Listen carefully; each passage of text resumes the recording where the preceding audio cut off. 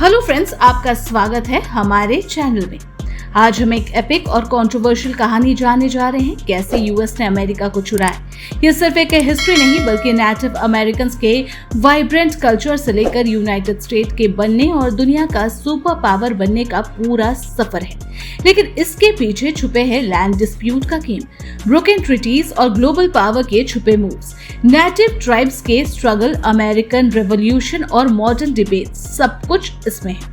क्या ये असली फ्रीडम की कहानी है या नेटिव अमेरिकन के साथ एक बड़ा इनजस्टिस? इस वीडियो में हम इस हिस्ट्री के हर एंगल को डिटेल में देखेंगे, तो वीडियो को एंड तक जरूर देखें। Native American, the original guardian of the land.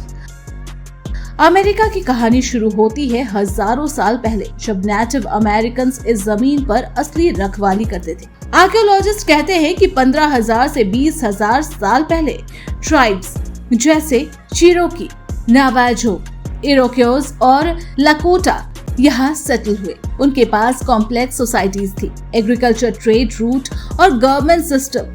Missile के लिए इरोक्योज कॉन्फिडेंशियरी और एक डेमोक्रेटिक अलायंस था जो 5 ट्राइब्स को जोड़ता था, और इसने बाद में यूएस कॉन्स्टिट्यूशन को इंस्पायर किया। 1492 में जब क्रिस्टोफर कोलंबस अमेरिका पहुंचे, उसने इसे न्यू वर्ल्ड कहा, लेकिन यहाँ ऑलरेडी 10 मिलियन से ज्यादा नेटिव लोग रहते थे। 15,000 से यूरोपियन शेल्टर, स्पेन, फ्रांस और ब्रिटिश आने लगे। उन्होंने नेटिव लैंड्स पर क्लेम किया और स्मॉल पॉक्स जैसे डिजीज ने ट्राइब्स को तबाह किया। कुछ एस्टिमेट कहते हैं कि 90% पॉपुलेशन 1600 तक खत्म हो गए। ब्रिटिश कॉलोनीज ने ट्रीटीज बनाए जैसे ट्रीटी ऑफ फोर्ट स्टैनविक्स, लेकिन इन्हें अक्सर तोड़ा, लैंड छीन लिया। नेटिव ट्राइब्स ने रेजिस्टेंस किया जैसे पॉन्टिक रेबेलियन, लेकिन यूरोपियन फायर पावर और नंबर के सामने उनका स्ट्रगल मुश्किल था। ये एक पेनफुल शुरुआत थी जहां नेटिव आइडेंटिटी छीनी गई। Formation of the United state revolution and early expansion. अब चलिए 70s के एंड तक में, जब ब्रिटिश कॉलोनीज अमेरिका के ईस्ट कोस्ट पर मजबूत थे। 13 कॉलोनीज जैसे मैसाचुसेट्स, वर्जीनिया, ब्रिटिश टैक्सेस जैसे स्टैंप एक्ट और कंट्रोल से परेशान थे। 1776 में इन्होंने डिक्लेरेशन ऑफ इंडिपेंडेंस साइन किया, जिसमें कहा गया कि सभी लोग फ्री और इक्वल हैं, लेकिन फ्रीडम लिमिटेड थी। नेटिव अमेरिकन और एंसेल्स अफ्रीकन को इसमें शामिल नहीं किया गया। अमेरिकन रेवोल्यूशनरी वॉर में जॉर्ज वॉशिंगटन के लीडरशिप में कॉलोनिस्ट ने ब्रिटेन को हरा दिया और 1783 के ट्रीटी ऑफ पेरिस ने यूनाइटेड स्टेट को ऑफिशियली एक देश बनाया।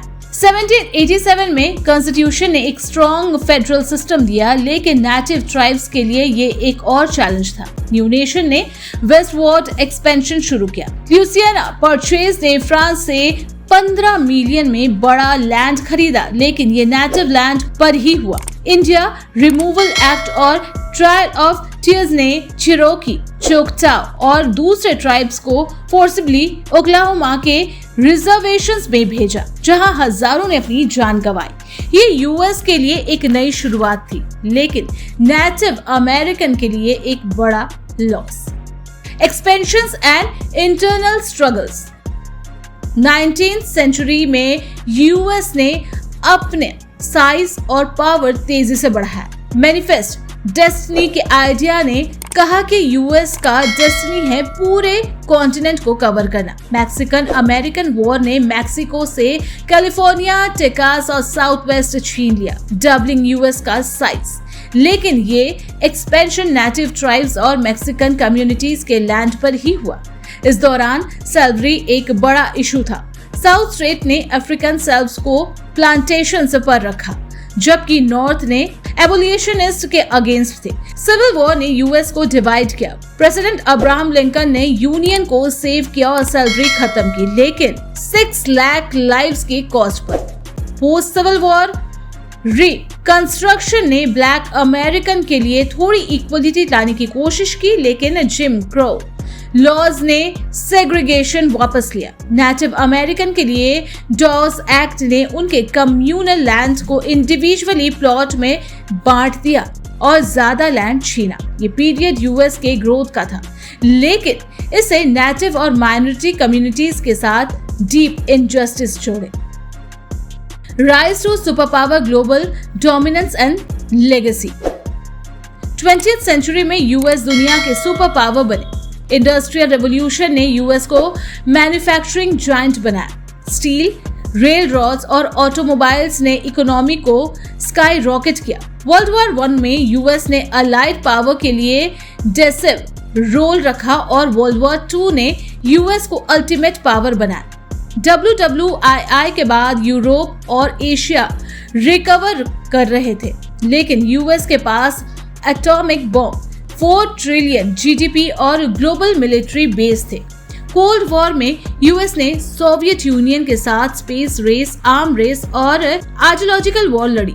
नाटो, मार्शल प्लान और हॉलीवुड ने यूएस से इन्फ्लुएंस स्प्रेड किए। 1991 में सोवियत यूनियन के टूटने के बाद यूएस अकेला सुपर पावर बचा, लेकिन ये राइज नेटिव अमेरिकन लैंड के छीन लिए जाने और सैलरी के लेगेसी पर बना। आज यूएस का 21 ट्रिलियन इकोनॉमी और 700 प्लस ओवरसीज बेस है, लेकिन नेटिव कम्युनिटीज अब भी 1.3% पॉपुलेशन के साथ रिजर्वेशन में स्ट्रगल करते हैं। क्या ये सुपर पावर स्टेटस जस्टिफाइड है या हिस्ट्री के वुंड्स हील करने चाहिए?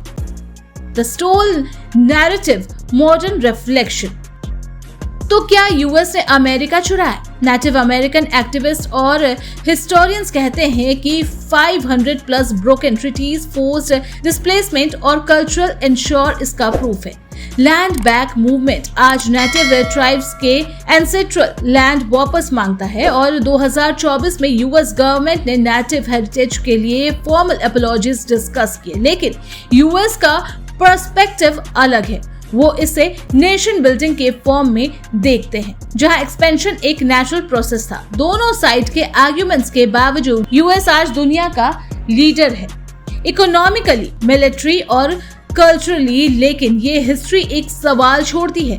क्या ये super power status native American और माइनॉरिटीज के साथ जस्टिस के साथ बैलेंस हो सकता है? यंगर जनरेशन इस हिस्ट्री को क्रिटिकली देखते हैं और रिपरेशंस या एक्नॉलेजमेंट के लिए पुश करते हैं। क्या फ्यूचर में यूएस अपने पास्ट को फेस करेगा या ये डिबेट चलता रहेगा? अमेरिका का ये सफर नेटिव अमेरिकन के वाइब्रेंट पास्ट से सुपर पावर तक एक रोलर कोस्टर है, ट्रेजेडीज और कंट्रोवर्सीज का मिक्सचर। लेकिन क्या यूएस का ये राइज एक चोरी था या एक नेशन के बनने का नेचुरल प्रोसेस? क्या फ्यूचर में नेटिव अमेरिकन के साथ जस्टिस होगा? अपने थॉट हमें कमेंट में जरूर बताएं और वीडियो इन्फॉर्मेटिव लगी हो तो लाइक, शेयर और चैनल को सब्सक्राइब करें ताकि ऐसे टॉपिक्स आप तक पहुंचते रहे। Thanks for